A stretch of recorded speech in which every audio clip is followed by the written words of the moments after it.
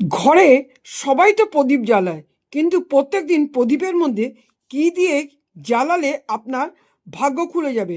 অনেকে তন্ত্র মন্ত্র বিভিন্ন বশীকরণ বিভিন্ন ক্রিয়া আপনার ঘরে করে থাকে, কিন্তু আপনি যদি এইভাবে প্রদীপ জ্বালান, আপনার তন্ত্র মন্ত্র যাই হোক, বশীকরণ যাই হোক, অনেক কিছু আপনার দোষ আপনার জীবন থেকে কেটে যাবে এবং আপনার অর্থভাগ্য খুলে যাবে। কি করবেন? এক সোমবার দিনকে প্রদীপে একটু চাল দিয়ে আপনি প্রদীপ জ্বালান। মঙ্গলবার দিন আপনি প্রদীপে একটু দারচিনি দিন, দারচিনি দিয়ে আপনি প্রদীপ জ্বালান। বুধবার দিনকে আপনি একটি সবুজ এলাচ দিয়ে আপনি প্রদীপ জ্বালান। আর বৃহস্পতিবার একটু হলুদের গুঁড়ো আপনি প্রদীপের মধ্যে দিয়ে আপনি প্রদীপ জ্বালান। শুক্রবার আপনি একটা লবঙ্গ দিয়ে আপনি প্রদীপ জ্বালান।